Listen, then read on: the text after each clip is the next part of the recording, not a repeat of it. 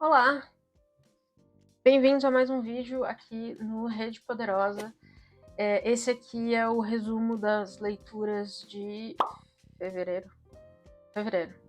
Claro, fevereiro. Então vou mostrar para vocês um pouquinho do que eu li. Foi mais um mês de ótimas leituras. Janeiro foi um ótimo mês de leituras. Fevereiro também, né? Teve o carnaval. Na semana que vem eu vou tentar fazer um vlog. Eu fiz um vlog, na verdade, né? Eu tô tentando editar, eu e a Alana, para ver se ele fica bom num vlog de 24 horas que eu fiz do carnaval. Vamos ver. Se a gente publicar é porque deu certo. Basicamente é isso. Mas eu li bastante, né? Eu sou do bloquinho dos leitores, então o carnaval para mim sempre foi uma festa para ficar em casa mesmo, descansando e lendo. E choveu muito aqui em São Paulo, então, assim, infelizmente, acho que o carnaval de muita gente também não foi tão divertido aqui. Mas também foi um motivo a mais para nem sair de casa, né? Porque tava chovendo demais.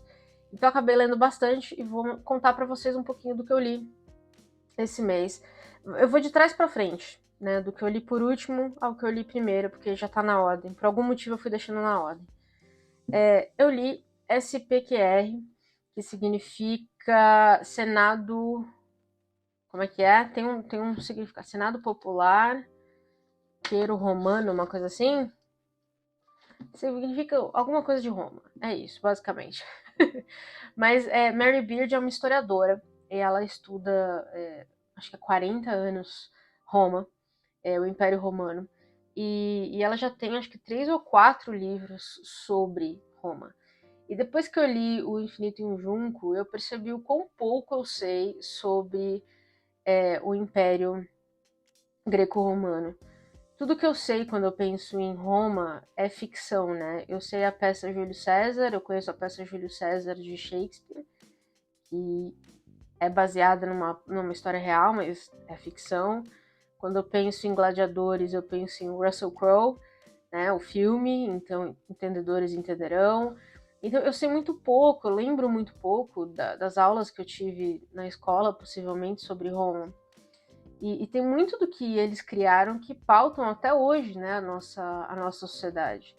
Então, eu pensei, bom, terminei aquele livro e fiquei com vontade de ler mais sobre essas sociedades antigas. E aí eu tinha esse livro aqui, eu falei, bom, vai ser ele mesmo. Peguei para ler, gostei muito, gostei muito. Eu acho que o final ficou um pouco repetitivo, mas mesmo assim eu acho que valeu. E eu sinto que me ajudou muito a nivelar, né? Porque apesar dela ser uma historiadora com muito, muito conhecimento de Roma, ela não usa assim. Você não precisa ter conhecimento prévio para ler esse livro. Ela não vai partir de um ponto em que, se você não souber, sei lá, sobre 125 mil anos de Roma, você não vai entender nada. Não. Esse livro vai cobrir 1000 anos de Roma. E aí já fica um pouco. Já dá um pouco a dimensão do quão longo, né, foi o Império Romano, e o quão impressionante foi o Império Romano também. A cronologia, tudo bonitinho. Mas eu acho que ele fica, assim, em algum momento, um pouco repetitivo. Um outro livro que ela tem, que se eu não me engano saiu pela Todavia, que eu quero muito ler, que eu já tenho, é o Doze Césares. Eu não sei se eu vou ler esse ano, mas eu tenho ele aqui. Eu fiquei muito curiosa para conhecer a história. Olha que bonito esse sol batendo. Para conhecer a história dos Césares, né? A história do. Tem, assim, Roma teve mais de 1000 anos de duração, o Império, então teve muito mais do que 12 Césares. Mas os imperadores foram muito marcados. Alguns imperadores foram muito mais marcantes do que outros, né? Que tem 14. Que ela conta a história em 14 imperadores, enfim. É muito, muito interessante. Alguns imperadores a gente lembra até hoje. O próprio Júlio César, né? Foi um imperador durante pouquíssimo tempo, mas ele ficou muito marcante por conta do seu assassinato, enfim. Ficou muito marcado por conta do seu assassinato. Enfim, gostei demais. E serviu exatamente ao que eu queria, que era aprender mais sobre o Império Romano de uma maneira interessante, didática, e que não fosse me cansar muito, assim, que não fosse ser tipo voltar à escola e aprender como se fosse uma tapada. Mas também que não exigisse que eu soubesse muita coisa prévia, porque eu não sabia, eu não lembrava de muita coisa. Então acho que esse aqui cumpriu tudo. SPQR, muito bom. Antes dele eu li De Veludo Cotelei Jeans. Esse livro aqui eu coloquei na minha lista de livros para 2023 porque me disseram que era um livro de humor. São crônicas autobiográficas do David Sedaris. Ele é irmão de uma atriz muito famosa, a Amy Sedaris. Se eu não me engano, ela faz parte do... a última série que eu vi com ela é o BoJack Horseman. Eu gostei bastante da série. Mas, assim, achei zero graça, pra ser muito sincera. Não achei nem um pouco engraçada, não achei...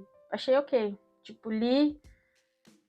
Achei que ia ser um daqueles livros que iam ser né, um alívio cômico, né, nas minhas leituras, e não teve muito disso, não. Eu tenho um outro livro do autor, que talvez dizem que é o mais engraçado dele, e aí eu vou dar mais uma chance em algum momento. Não esse ano, acho que pra esse ano ele já teve a chance dele. Acho que esse ano eu já tenho outras coisas para ler e não sei. Mas eu vou dar mais uma chance, mas eu confesso que até agora esse aqui não deu certo, não me pegou. Aí eu li 7 Dias de Maio, para vocês podem ver que minha cópia é de sebo. Eu tenho muito carinho por essas cópias de sebo. Esse livro fez parte da minha maratona 24 horas, ou era para fazer parte da maratona 24 horas, eu não cheguei nele. Mas basicamente eu não vou folhear ele porque eu acho que ele não vai sobreviver. Foi muito difícil já ler ele, porque ele tá meio que desmanchando já. E eu confesso que eu acho que ele vai ter que ir direto para uma reciclagem, porque, coitado.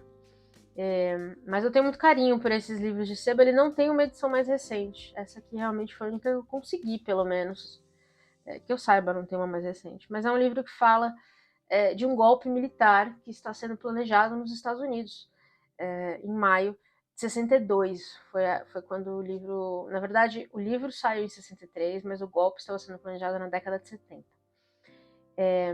E porque o presidente eleito, acabou de sair uma pesquisa, né, de reputação, aquelas pesquisas que tem todo ano, e ele tinha acabado de receber 29% de pesquisa. Então ele estava com o pior número, o número mais baixo de aprovação que qualquer presidente já tinha tido. E ele tinha acabado de negociar um tratado com a Rússia, um tratado de desarmamento com a Rússia. E ninguém acreditava que a Rússia ia cumprir esse tratado. Então ele estava muito desacreditado também pelas pessoas, né? E todo mundo, de todo mundo que desacreditava desse tratado, os militares estavam entre os principais.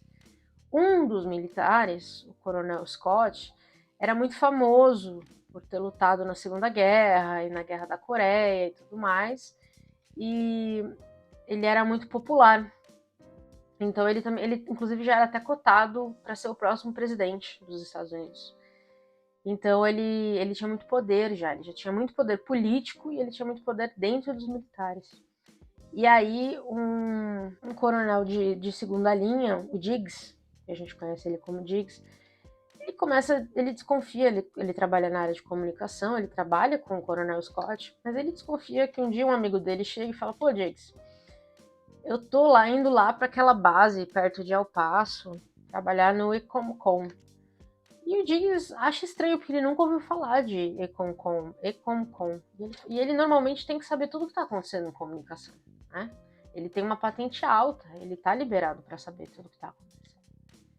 E aí ele finge que sabe do que é e segue o barco, mas aquilo fica na cabeça dele. Ele fala que estranho que eu não saiba que está acontecendo alguma coisa em comunicação dentro do exército. E aí ele vai juntando umas pecinhas assim de coisas que ele vai ouvindo, coisas que ele vai vendo, coisas que vão acontecendo. E ele percebe que existe sim. Eu falei que eu não ia folhear e tô folhando, né? Mas ele tá sobrevivendo. Que existe um complô da alta cúpula dos militares para derrubar o presidente e assumir o governo. É um livro bem frenético, eu gostei mais da primeira parte do que do final, do que do meio pro final, e eu também assisti o filme, tem um elenco de peso, eles mudam bastante coisa principalmente da vida pessoal do Diggs pro filme. Mas assim, mas ainda achei bom. Achei o livro melhor que o filme, mas o filme também é bom. E divertido, é um thriller policial, basicamente, um thriller policial político, assim. Mas divertido. Era o que eu precisava ler no momento e deu conta. Gostei. Aí, na maratona, os 3 próximos livros que eu vou falar eu li na maratona. Que foi Nomadland, da Jessica Bruder. Esse livro me chamou a atenção porque ele inspirou o filme que venceu o Oscar de melhor filme, melhor direção e melhor atriz em 2021. E é um filme que... É um filme, não. Eu vi o filme também. Mas é um livro que fala sobre como a crise de 2008 nos Estados Unidos forçou muita gente, mas principalmente pessoas da terceira idade, que estavam já fora do mercado de trabalho há um tempo, a não só voltarem ao mercado de trabalho, mas elas perderam as suas casas. Então essas pessoas passaram a viver em trailers, né, eles chamam de casas motorizadas, e passaram a ter trabalhos nômades, né? Elas viajam pelo país,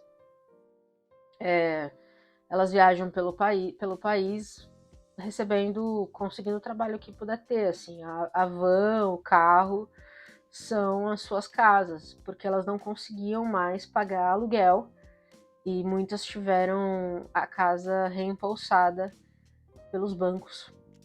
E aí a Jéssica vai analisar como isso afetou de forma brutal a terceira idade. Então, assim, você vê histórias de pessoas de 60, 70, 80 anos que estão vivendo em vans, estão vivendo dessa maneira, né? E voltando a trabalhar. Porque não tem opção, não tem como viver de outra maneira nos Estados Unidos. As pessoas estão vivendo mais, mas o governo não tem uma rede de segurança para elas quando acontece o que aconteceu em 2008, por exemplo. Então é um livro muito sensível, eu achei. A Jéssica viveu com eles durante um tempo. Ela viveu num trailer, acho que por 3 anos com eles. E, na verdade, ela ia e voltava, né, do trailer para o apartamento dela, para poder passar um tempo com eles e realmente ver como era viver com eles e acompanhar os eventos que eles faziam, o que eles conversavam e tudo mais. E o filme retrata muito isso. O filme, inclusive o filme traz pessoas que interpretam eles mesmos, que estão aqui no livro. Bem legal. Se você ler o livro, você vai reconhecer os nomes. Então, eu gostei muito da história. Eu acho que é um livro muito, como eu disse, muito sensível. O tema é muito sensível, né? Muito triste. Eu acho que a gente vai caminhar para algo similar aqui no Brasil. Porém, eu acho que no Brasil a gente vai ter um problema mais sério, que é essa aqui é a Jéssica, que é a segurança, né? De você poder viver no seu automóvel. Mas levanta uma bandeira, né? De como a gente está cuidando da nossa terceira idade no mundo. E eu acho que é muito triste, é muito triste. E o filme, eu assisti o filme depois que eu li e gostei do filme, achei muito bom. Não sei se era o melhor filme do ano, mas gostei do filme também. Aí eu li Clube do Livro dos Homens, né? Eu queria uma leitura mais levinha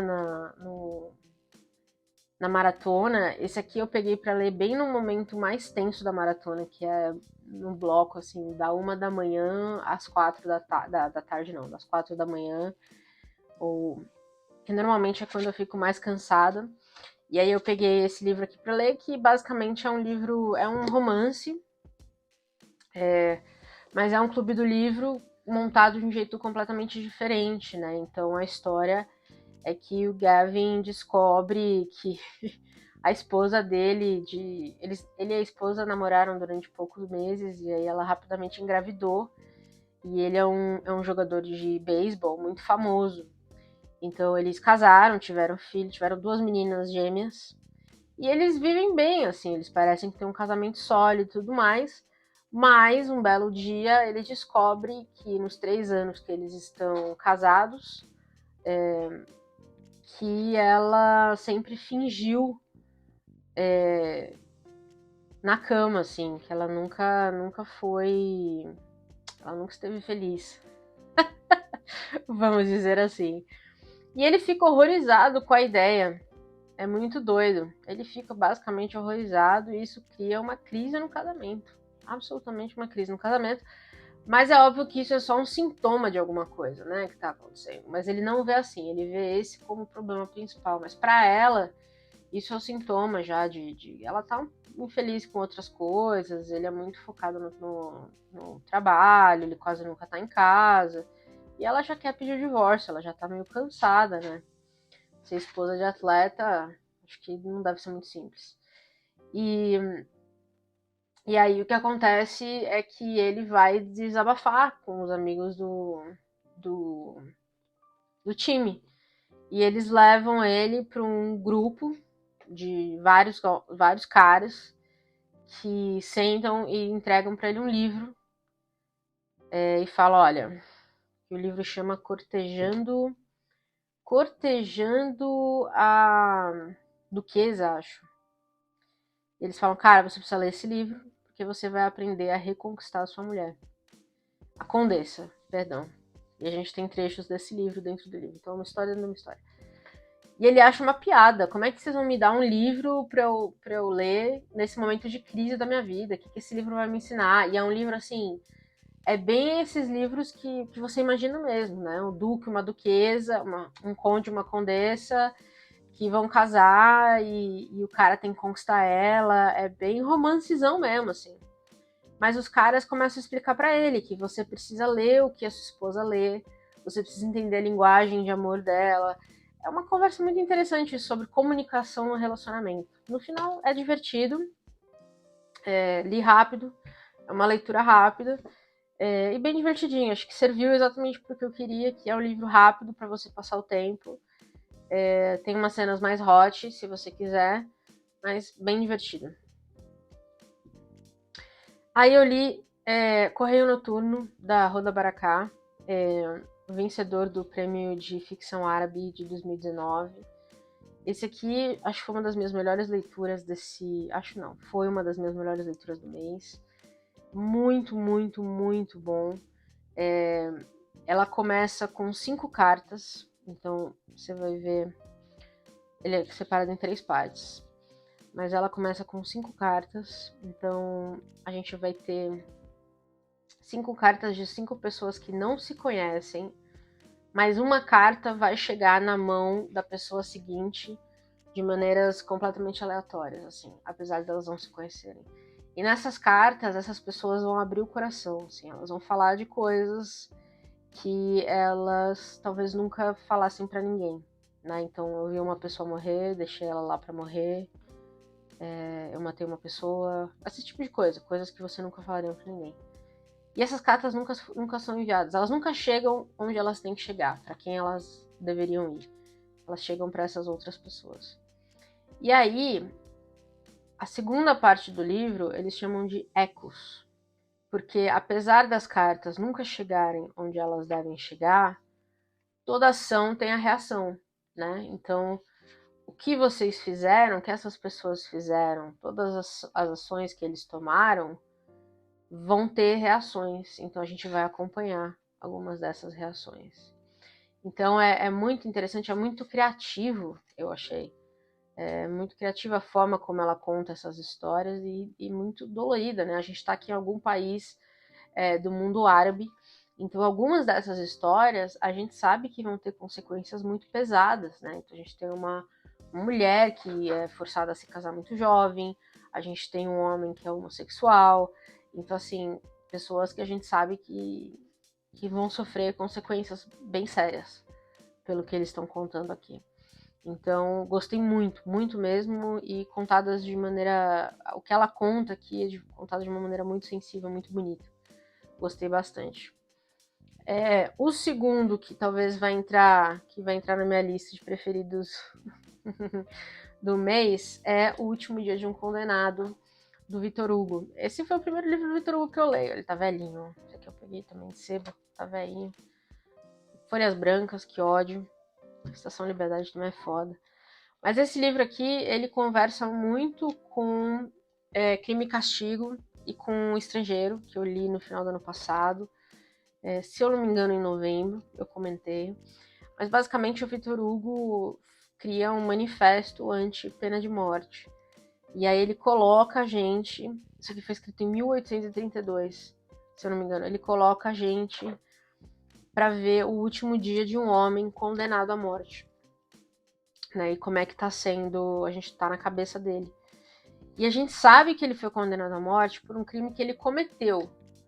Ele assume que ele cometeu um crime, mas a gente não sabe qual crime ele cometeu. Então, o Victor Hugo coloca a gente naquela posição muito estranha de ou você tem que defender a pena de morte para qualquer coisa ou para nada, né? Ou você vai defender para nenhum crime ou para todos, porque você não sabe o que ele fez. E ele nos dá alguns parâmetros muito complicados, assim. Ele vai ficar na cela de homens que cometeram crimes horríveis, tipo, matou uma criança, por exemplo. Né? Então, ele te dá parâmetros muito pesados, assim, muito pesados. Então, é interessante que ele tenha... E, assim, a cabeça dele aqui tem alguns argumentos que eu acho que é meio, enfim, difíceis da gente acompanhar hoje em dia, né? Do tipo, você não pode me matar porque eu tenho uma filha, né? Então, assim, tem alguns argumentos que eu acho que já são um pouco mais complicados, mas tem uma conversa aqui importante pra gente ter, né? De justiça, do que é a justiça e do qual o papel do Estado nela.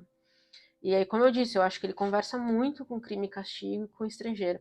E, na verdade, me deu muito o que pensar sobre justiça na literatura, né? Porque acho que tem muito isso. Justiça na literatura é muito comum, né? Então, enfim, eu tava até pensando se talvez valesse um vídeo sobre isso. Eu tô pensando ainda, mas enfim, eu gostei bastante da leitura. Aí eu li O Leitor como Metáfora, O Viajante, a Torre e a Traça, do Alberto Mangel. A gente tem um episódio sobre o Mangel que a gente leu encaixotando minha biblioteca, e tem um episódio junto com o Bruno, do ano passado ou retrasado, não me recordo. Eu gosto do Mangel. Esse livro aqui, da edição do Sesc, é uma primazia de belezura de edição. De verdade, é lindíssima essa edição. E basicamente ele vai falar, né, que ler um livro é viajar o mundo, é viajar tanto quanto sair da sua casa todos os dias e ir para outro lugar. Que é literalmente isso que a gente faz quando você pega um livro e você vai para um mundo diferente, lendo, que o livro te permite isso, né? Eu gosto do manga, eu gosto do manga.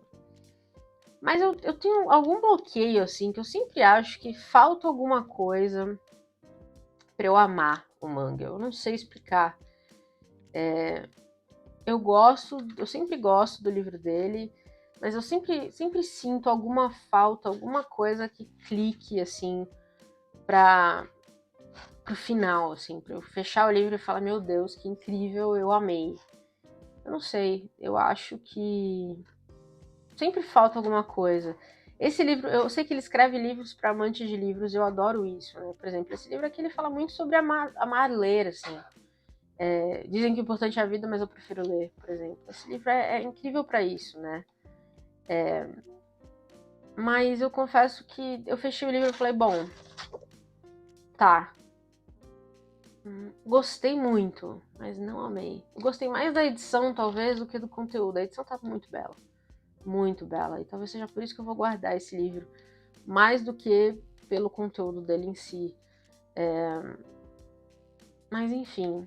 É meio isso que eu penso, sabe? Eu não sei, eu sempre sinto um pouco de falta alguma coisa para mim para eu amar o manga. E esse livro é bom, ele fala do leitor como viajante, ele fala do leitor como o leitor que vê a literatura como viagem, como pegar um livro e viajar ao mundo, um leitor que vê a literatura como um aprendizado, como cultura, um leitor que vê a literatura como um muro para barrar o mundo, um leitor que vê a literatura como uma maneira de, né, interpretar o mundo. Enfim, é isso. O livro é isso. E é uma conversa muito boa, na verdade, né? É uma conversa boa. Eu acho que é uma conversa justa. Mas, assim, também não é uma conversa nova. Então, enfim. Não sei. Eu gostei, mas não amei. É isso que eu tô. É aí que eu tô. É isso. Aí, o livro que a gente leu pro nosso projetinho do Tolkien foi Os Filhos de Húrin. Eu e a Evelyn, esse aqui é o nosso terceiro livro do projeto. Então, a gente já leu o Silmarillion, a gente já leu Beren Lúthien, e esse aqui é o terceiro. Adorei, mas não foi o preferido. Acho que, por enquanto, está exatamente na ordem, mas assim, também segue como livro lindíssimo, né? Mas ainda tá na ordem, então assim, que eu mais gostei, o Silmarillion, Beren Lúthien e Os Filhos de Húrin. Assim, a história dos Filhos de Húrin é um negócio pesadíssimo, né? Esse aqui é Húrin. O Húrin é capturado e ele é amaldiçoado por Morgoth, toda a sua família é amaldiçoada. O filho dele sai de casa. O filho dele tem 8 anos quando ele é preso. Olha que lindo. Quando ele é preso. E ele sai de casa enfim. Belíssimo. Esse aqui eu acho que é o mais completo. É a história mais completa. Talvez a mais redonda. Tô tentando achar as imagens para mostrar para vocês. Porque esse aqui é um dos mais bonitos. Belíssimas imagens. É dos mais redondos, assim, do que ele conta, né? Túrin sai de casa quando ele já tá nos seus... eu não sei as idades, mas eu vou dizer 14, 15 anos. A mãe dele manda ele embora, fica sozinha ela tá grávida, e ela fica desesperada. Não, quando ele tem 8 anos, ela fica desesperada porque eles estão amaldiçoados, né? Ela sabe que alguma coisa ruim vai acontecer. Ela manda ele para ser criado em outra cidade e pede que criem ele porque alguma coisa ruim vai acontecer. Então ele é criado em outra cidade e ela fica grávida, né? Aqui tem as coisas. E ela fica grávida, separada do filho. E ela tem a filha e aí ele cresce, Túrin cresce separado e a mãe tem Nienor, a irmã dele, mas eles crescem separados, eles nunca se conhecem, mas enfim. E aí o Túrin cresce né, no reino de Thingol. E ele é muito bem quisto ali, né? Ele cresce como... Ele vira um grande guerreiro. Não sei se guerreiro é a palavra, mas ele é muito bem quisto. Ele aparentemente aprende a usar bem a lança. E ele quer se vingar de Morgoth. De qualquer jeito ele quer se vingar. Só que a maldição é muito forte, né? A maldição é muito pesada. E aí vai acontecer muitas e muitas coisas. Eu não sei se eu quero contar tudo, porque essa é uma história que tem... Se você lê o Silmarillion, ela está resumida no Silmarillion. E foi o maior choque da minha vida quando eu li essa história no Silmarillion. Eu lembro que eu mandei uma mensagem pra Evelyn, eu falei, você tá de brincadeira comigo que é isso que acontece. Porque ela é muito pesada. Ela é muito pesada. E essa aqui, inclusive, eu conversei com a Evelyn sobre como... A Evelyn falou uma coisa que é verdade. Eu acho que essa aqui a história mostra que o Tolkien não queria só escrever histórias fofinhas de amor, porque essa aqui definitivamente não é uma dessas histórias, né? Coisas terríveis acontecem com a família de Húrin, com toda a família de Húrin, e principalmente com os filhos dele, o filho e a filha. Enfim, não vou falar muito mais não, porque tem que ler, basicamente tem que ler Tolkien. Eu li 2 ensaios sobre o ensaio da Antologia da Serrote. Eu gosto muito de ensaios. Esse aqui também era um dos meus livros para 2023.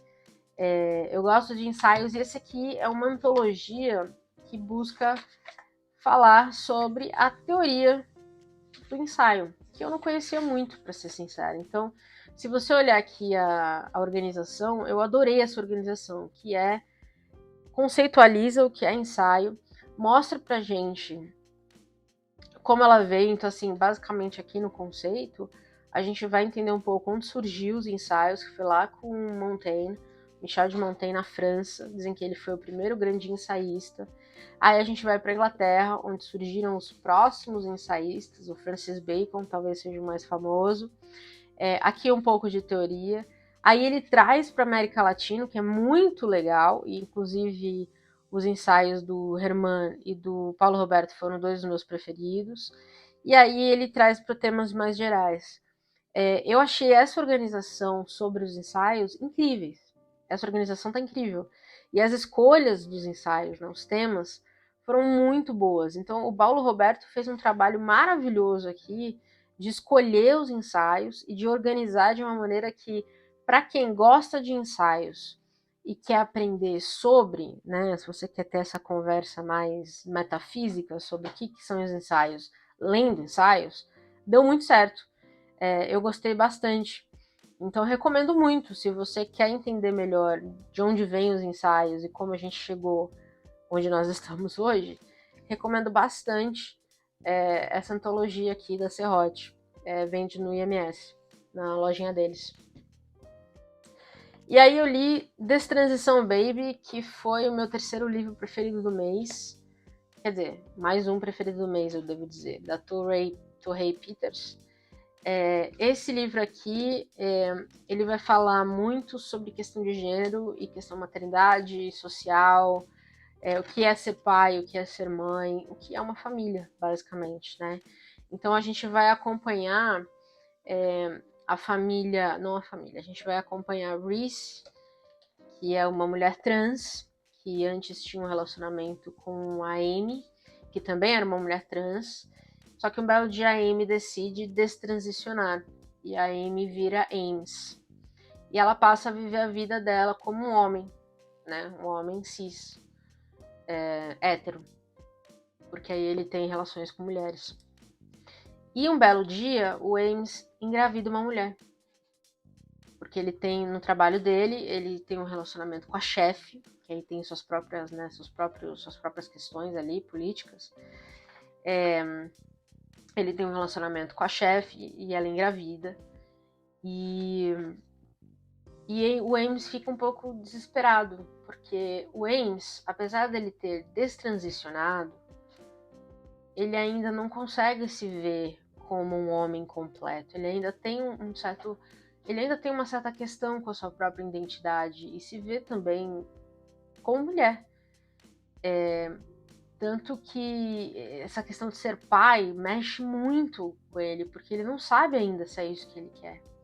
Então ele vai conversar com a Reese, a sua ex-namorada, porque a Reese sempre quis ser mãe. Mas como mulher trans, obviamente, ela tem as suas limitações, mesmo para adotar, né? Porque o sistema é um pouco difícil. Então o Ames propõe uma coisa meio doida para as duas, né? Para Reese e para Natalie, se eu não me engano. Que é Katrina, perdão, Katrina, a Natalie é outra pessoa.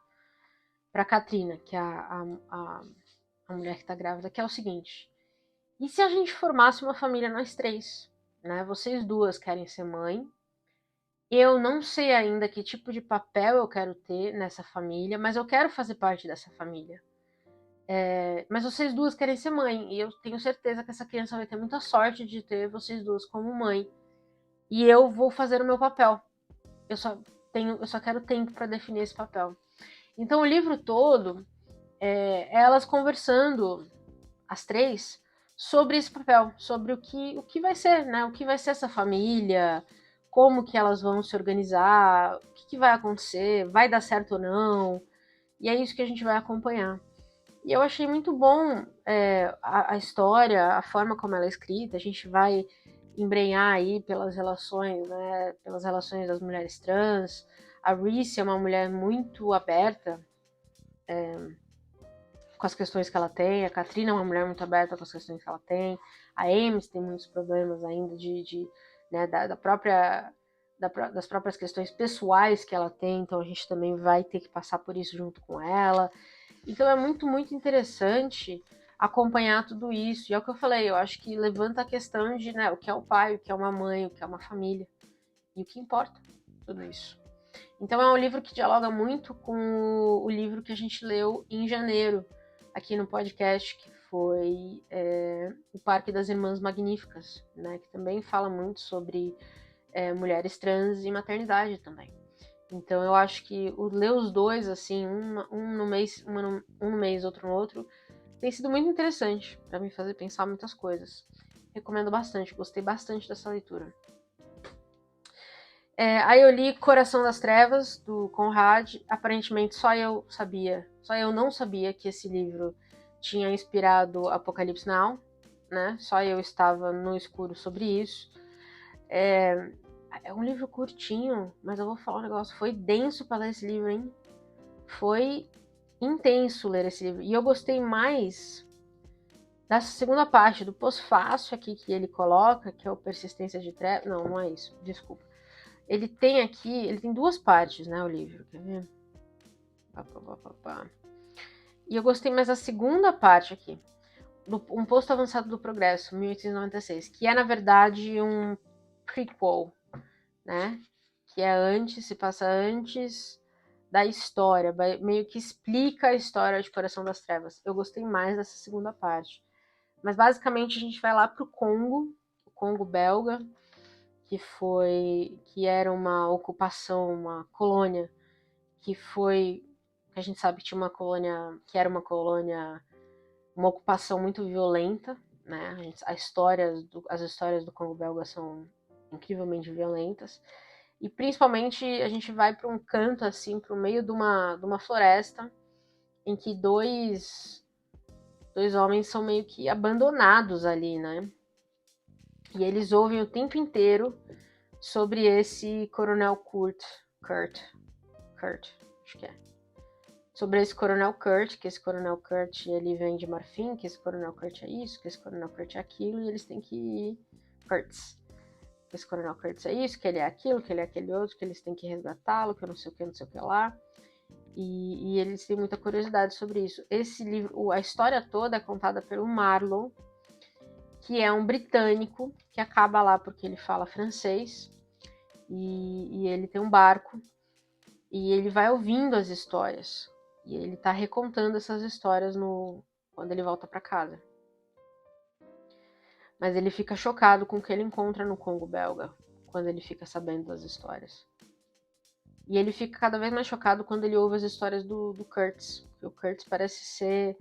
Cada vez que ele ouve falar dele, ele parece ser um personagem diferente, assim, é muito doido. Uma hora ele parece ser um deus, outra hora ele parece ser um diabo, outra hora ele parece ser maluco, outra hora ele parece ser incrivelmente são. E a floresta parece tomar conta dele, às vezes, assim, é muito maluco.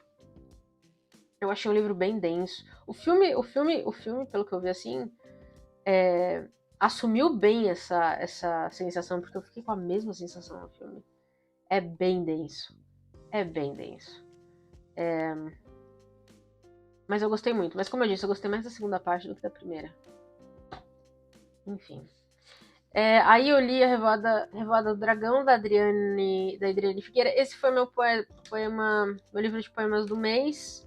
Esse livro eu ganhei da Ju, do Coisas que Leio. Sigam a Ju. Faz parte do projeto dela de Lendo Norte e Nordeste do Brasil. A Adriane Figueira é do Pará. Esse livro saiu pela Patuá. Ela tem minha idade. Olha que bonitinha ela, com o gatinho laranja dela. Que fofo. Gostei bastante. Belíssimo livro. Belos poemas aqui.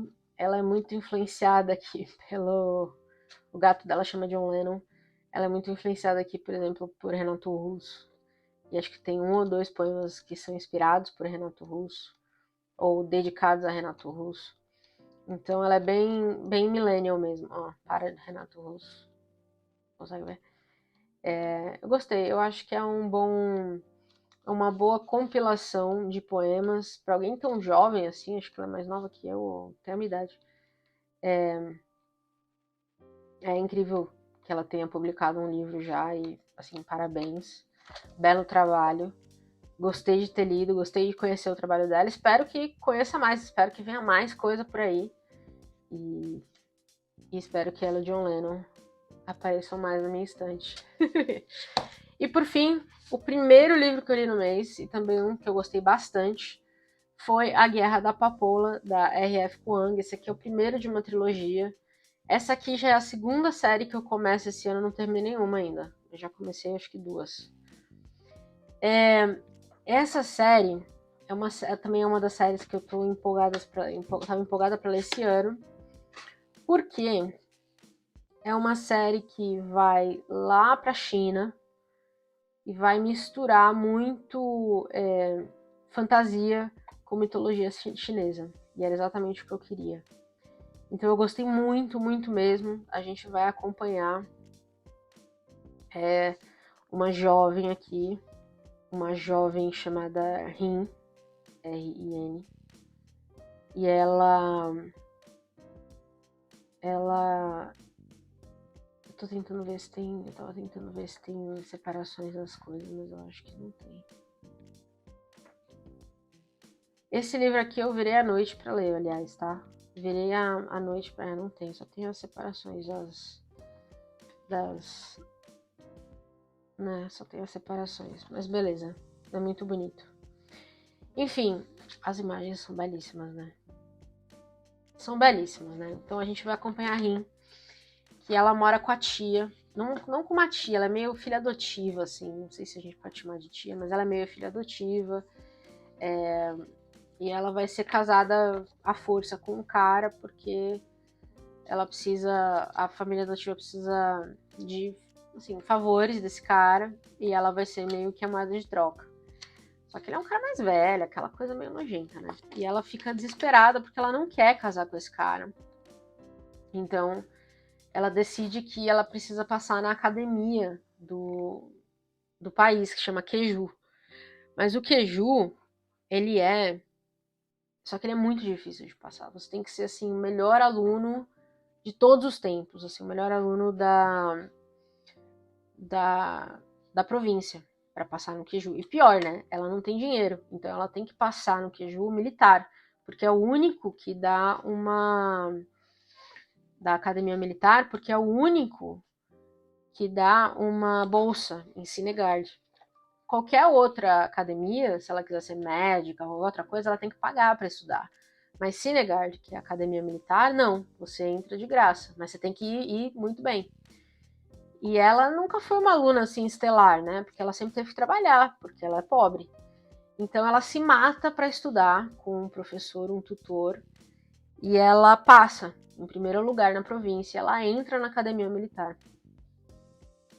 E aí é incrível. Na academia militar, ela supera todo mundo, ela é foda. E na academia militar, obviamente, ela é vista como, assim, nada, né?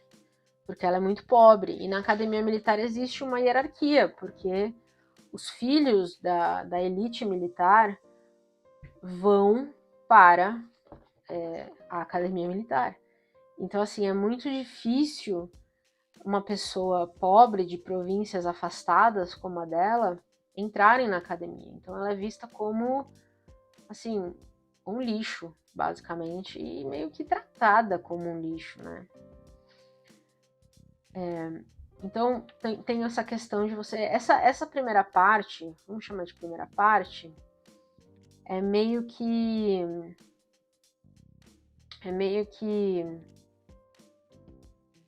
cheio de influências de Harry Potter, sabe? Dá pra sentir muito. Mas à medida que ela chega na escola, eu acho que as influências vão ficando por aí. E aí a gente vai... os alunos começam a ter as aulas, eles podem escolher os mestres, eles têm aula de estratégia militar, tem aulas de folclore, tem aulas de muita coisa. Quer dizer, o professor de folclore quase nunca aparece. Mas aí ela vai descobrindo que ela talvez tenha alguma coisa dentro dela. Ela tem um inimigo mais difícil, tem um cara que não gosta dela, com quem ela briga, tem um inimigo ali dentro. Ela vai acabar descobrindo muita coisa sobre o passado dela, porque já que ela é órfã, ela nunca soube muito do passado. Então, assim, e tem muito do passado dela que vai ter a ver com quando o país foi invadido por um outro país, e aí uma parte desse país foi dizimada. Então tem muito a ver com... tem mitologia, tem muita mitologia, tem muita fantasia, tem muito poder, tem muita luta, enfim. Eu tô gostando bastante, eu quero ler o resto da trilogia com certeza. O segundo já foi publicado aqui no Brasil pela Intrínseca, e o terceiro eu não sei quando vai vir, mas não deve demorar muito não, porque já saiu na gringa. Já saiu todinho na gringa. Então eu tô muito curiosa. E é isso. Esse foi o mês de leituras de fevereiro. Conte-me o que vocês leram em fevereiro. Já leram algum desses? Querem ler algum desses? O que vocês leram de bom? O que vocês me recomendam para ler de bom? E vamos para março, que em março mais leituras boas vem aí. E tchau!